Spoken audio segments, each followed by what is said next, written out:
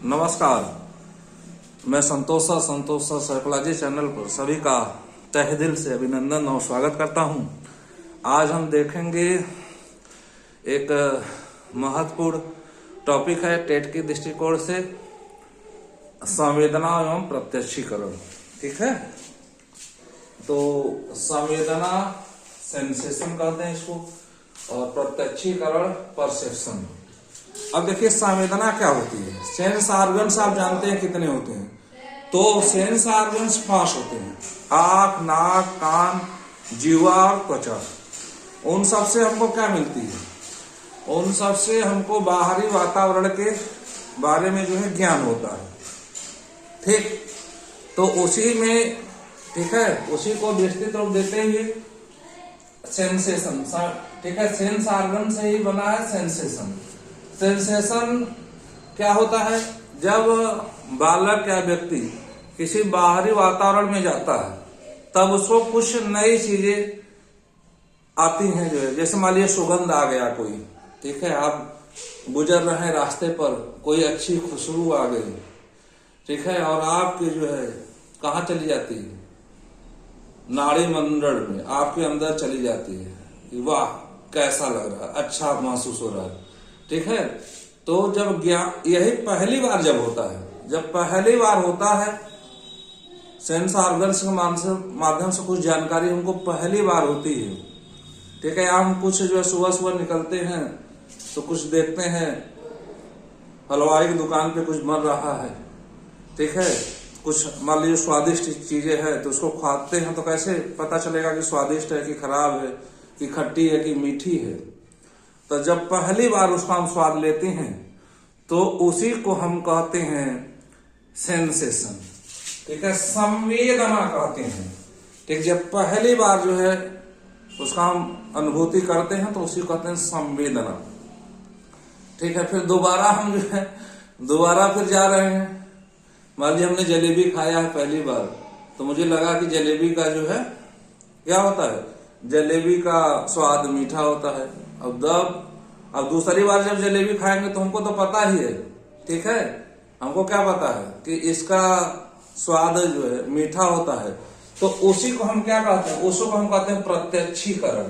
ठीक है, दूसरी बार जब कोई घटनाएं घटती हैं तो हम महसूस कर लेते हैं, पता चल जाता है हमको कि नहीं यह जलेबी है या जो है ठीक है रसगुल्ला है, या कोई महक आ रही है, खुशबू आ रही है या दुर्गंध आ रही है, तो हम पहचान जाते हैं कि इसकी महक हो सकती है, इसकी दुर्गंध हो सकती है। तो उसी को हम कहते हैं प्रत्यक्षीकरण। ठीक, एक प्रश्न आपका सीधे सीधे टेट में आता है। देखिए टेट के दृष्टिकोण से महत्वपूर्ण है। टेट में एक प्रश्न सीधे सीधे आता है कि संवेदना का संबंध किससे है? प्रत्यक्षीकरण से। तो संवेदना, देखिए कुछ परिभाषाएं इसको जान लीजिए, एक बार फिर समझ लीजिए। संवेदना ज्ञान, संवेदना क्या है? पहली चीजें है। ठीक है, जब हमको पहली बार ज्ञान नहीं होता तो कोई चीजें जो है इंद्रियों के माध्यम से, ज्ञान इंद्रियों के माध्यम से टकराती है, तो उसी को हम कहते हैं संवेदना। लेकिन जब दूसरी बार वही घटना घटती है तो हम समझ जाते हैं कि यह क्या हो सकता है, तो उसी को हम कहते हैं प्रत्यक्षीकरण। तो संवेदना का संबंध किससे होता है? प्रत्यक्षीकरण का। सेंसेशन का संबंध किससे होता है? परसेप्शन से। तो कुछ परिभाषाएं संवेदना की देखते हैं। जेम्स ने क्या बताया था? संवेदना ज्ञान के मार्ग में पहली वस्तु है। ठीक है, याद रखिएगा इसको, पहली वस्तु है, ज्ञान की मार्ग में पहली वस्तु है। लेकिन जब दूसरी बार घटनाएं घटती हैं तो हम समझ जाते हैं संवेदना के माध्यम से यह क्या है, तो उसको हम क्या कहते हैं? प्रत्यक्षीकरण। फिर पुरुष ने क्या कहा था संवेदना के बारे में? पुरुष ने कहा था उत्तेजना के प्रति जीव की प्रथम प्रतिक्रिया संवेदना है। कोई उत्तेजित वस्तु, ठीक है, जो हमारे ध्यान को आकर्षित करती है, तो जीव की प्रथम प्रतिक्रिया, जीव क्या सोचता है, व्यक्ति क्या सोचता है, तो उसी को हम क्या कहते हैं? संवेदना कहते हैं। अगला है यश माथुर के अनुसार संवेदना ज्ञान इंद्रियों की प्रक्रिया है। ठीक है, सेंस ऑर्गन्स के माध्यम से पता चलता है, जो उत्तेजित होने पर मस्तिष्क एवं नाड़ी मंडल के केंद्र में स्नायु धाराएं भेजती हैं। इस प्रकार मस्तिष्क प्रथम प्रत्युत्तर ही संवेदना है। ठीक है, जब हमारे अंदर चीजें जाती हैं तो उसका प्रथम प्रत्युत्तर जो हमारे जो है पूरे स्नायुमंडल को प्रभावित करती है, तो उसका जो प्रथम उत्तर आता है कि नहीं भाई ये है, यही क्या, यही संवेदना है। ठीक है, अब आगे बढ़ते हैं।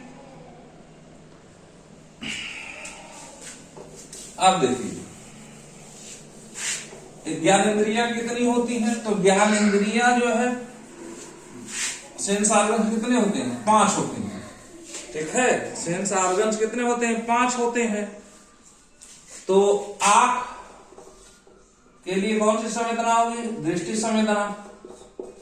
ठीक है, दृष्टि संवेदना। और जो है ठीक है, जीवा के लिए स्वाद संवेदना, स्वाद संवेदना। और क्या है, ठीक है, त्वचा के लिए स्पर्श संवेदना, स्पर्श संवेदना। और जो है घ्राण संवेदना, सूंघने। ठीक है, घ्राण, घ्राण संवेदना इसके लिए भाई, तो घ्राण संवेदना है सूंघने के लिए। ठीक है, और नाक के लिए क्या है, ध्वनि संवेदना, ध्वनि संवेदना। ठीक है, अब देखिए जो है आंख से दृष्टि से क्या पता चलता है, रंग एवं प्रकाश, रंग एवं प्रकाश। जीवा से क्या पता चलता है, स्वाद। ठीक है, स्वाद। और किसी को हम स्पर्श करते हैं, ठीक है, तो त्वचा से पता चलता है, त्वचा से पता चलता है। जब सुगंध या दुर्गंध लेते हैं तो किससे पता चलता है, नाक से पता चलता है। ठीक है, जब आवाज आती है तो इसी को क्या कहते हैं, ध्वनि। ठीक है, तो इन 5 ऑर्गन से हमको जो है संवेदना होती है। अब आगे बढ़ते हैं। ठीक है, अब जैसे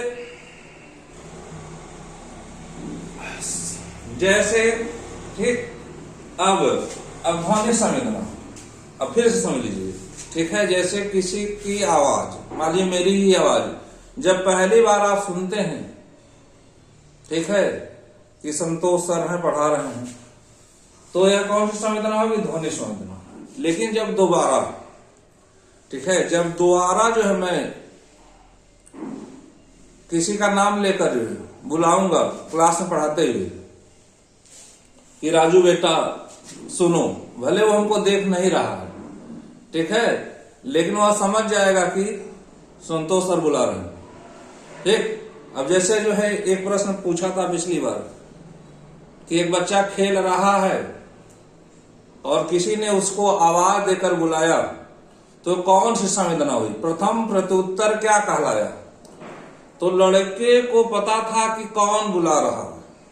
ठीक है, क्योंकि ऐसी घटनाएं कई बार हो चुकी थी। एक पहली बार होती तो संवेदना कहते हैं, लेकिन जब कई बार हो जाती तो समझ जाता है, तो उसी को कहते हैं प्रत्यक्षीकरण।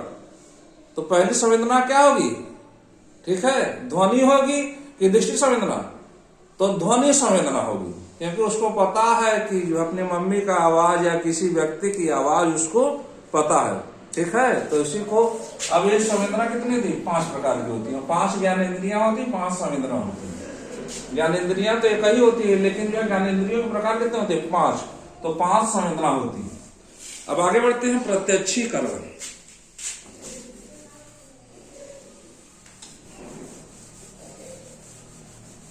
अब प्रत्यक्षीकरण से क्या समझते हैं,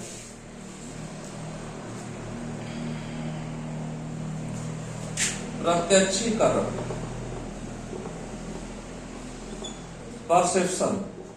ठीक है, अब देखिए एक चीज आती है संवेदना, अर्थ रहित ज्ञान, अर्थ रहित ज्ञान है, संवेदना अर्थ रहित ज्ञान है, और प्रत्यक्षीकरण अर्थपूर्ण ज्ञान है। प्रत्यक्षीकरण अर्थ पूर्ण ज्ञान।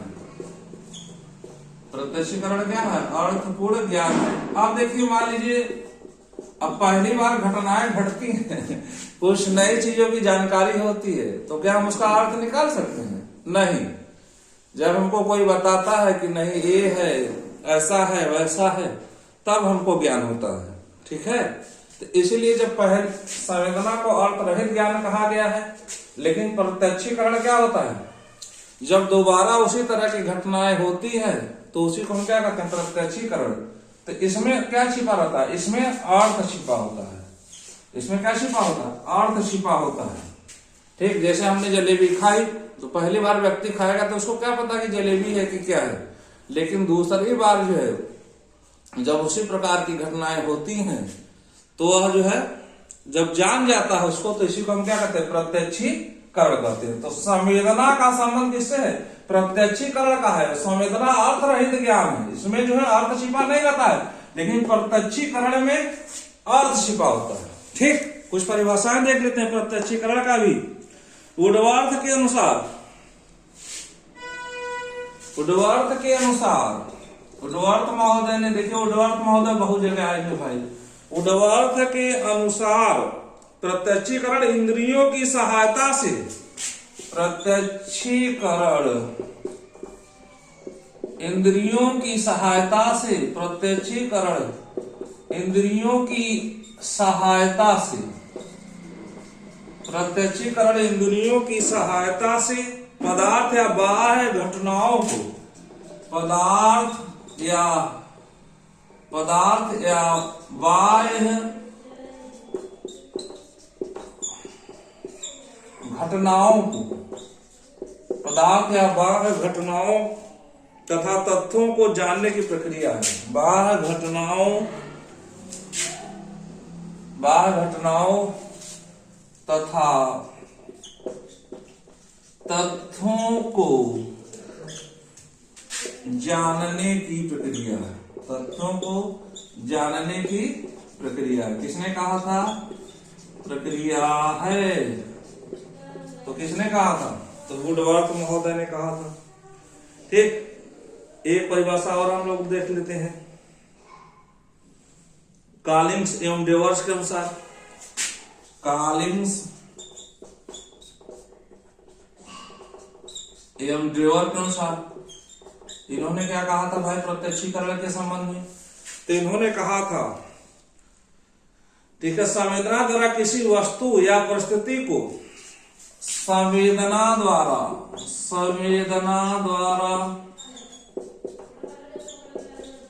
किसी वस्तु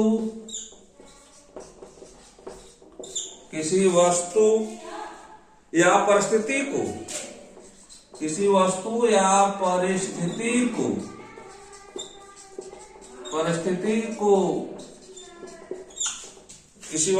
परिस्थिति को तुरंत समझ लेना,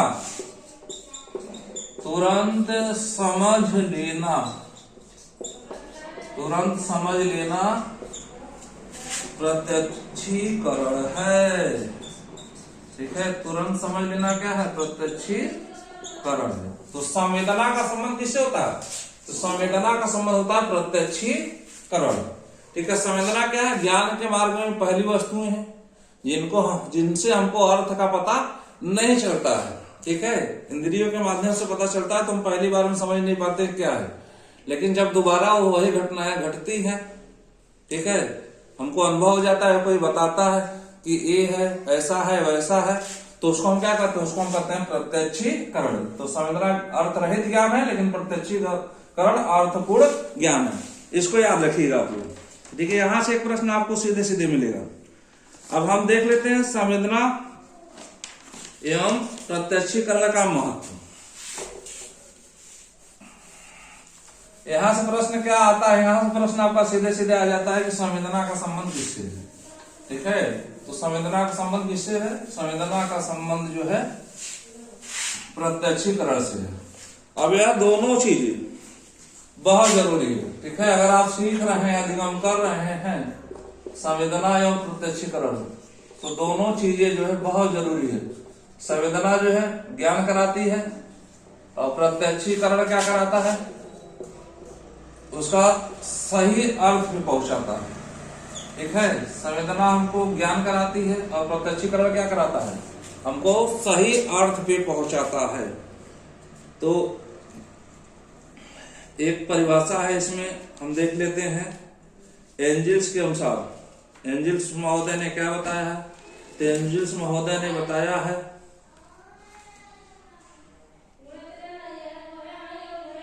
ठीक है, एंजिल्स महोदय ने क्या बताया है, एंजिल्स महोदय ने दोनों के महत्व के बारे में बताया है।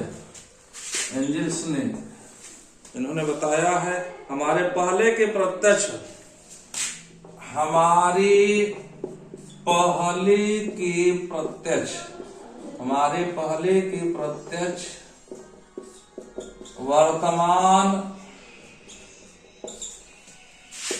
प्रत्यक्षों से, हमारे पहले के प्रत्यक्ष वर्तमान प्रत्यक्षों से घुल मिल जाते हैं और उन्हें परिमार्जित करते हैं। प्रत्यक्षों से घुल मिल जाते हैं, घुल मिल जाते हैं और उन्हें क्या करते हैं, उन्हें परिमार्जित करते हैं,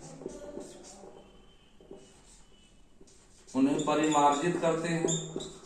ठीक है, उन्हें क्या करते हैं, परिमार्जित करते हैं, उन्हें परिमार्जित करते हैं और अतीत के अनुसार ढालते हैं और अतीत के अनुसार ढालते हैं, अतीत के अनुसार ढालते हैं। प्रत्यक्ष एक संश्लेषणात्मक एक अनुभव है। ठीक है, प्रत्यक्ष एक संश्लेषणात्मक अनुभव है, संश्लेषणात्मक अनुभव है जो नए तथा पुरानों का सहयोग, जो नए तथा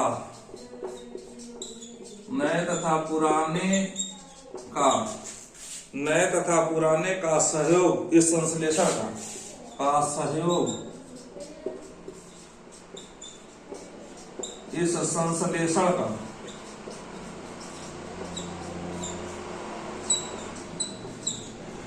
आवश्यक अंग। ठीक है, क्या है, आवश्यक अंग।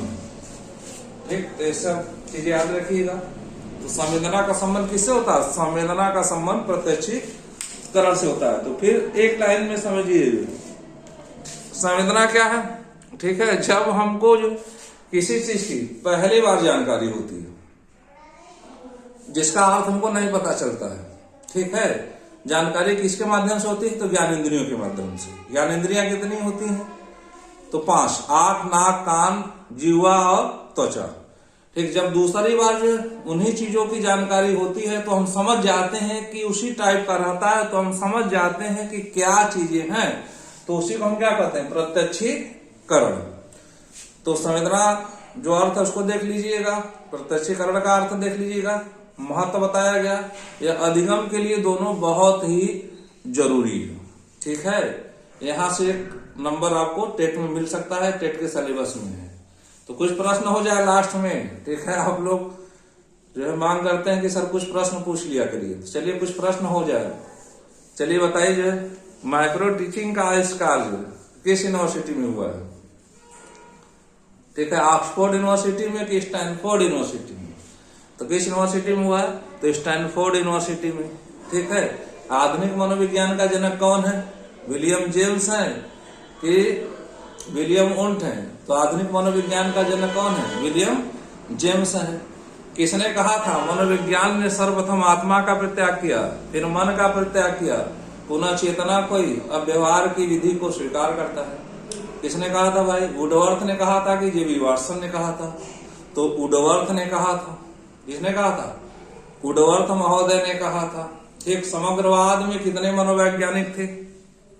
तो 4 थे कि 5 थे? तो समग्रवाद में 4 मनोवैज्ञानिक थे।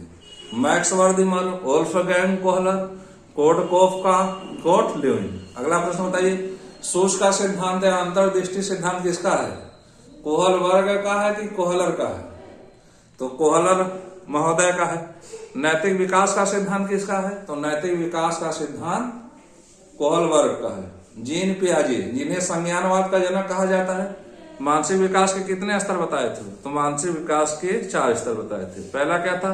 संवेदी कामक अवस्था 0 से 2 वर्ष। दूसरा क्या था? पूर्व संक्रियात्मक अवस्था 2 से 7 वर्ष। तीसरा क्या था? मूर्त संक्रियात्मक अवस्था 7 से 11 वर्ष। और चौथा क्या है? अमूर्त या औपचारिक संक्रियात्मक अवस्था 11 से 15 वर्ष। ठीक, संरचनावाद का जनक कौन है? संरचनावाद का जनक कौन है? बताइए जल्दी से। तो विलियम जेम्स है कि विलियम वुंट है? तो विलियम वुंट है, जिन्होंने मनोविज्ञान की प्रयोगशाला 1879 में लिप्जिग जर्मनी में खोली थी। तो विलियम वुंट है। एक प्रश्न और बताइए, भारतीय प्रतिमान के अनुसार माइक्रो टीचिंग का पद कितने मिनट का होता है? तो 36 मिनट का। स्टैनफोर्ड के अनुसार कितने मिनट का होता है?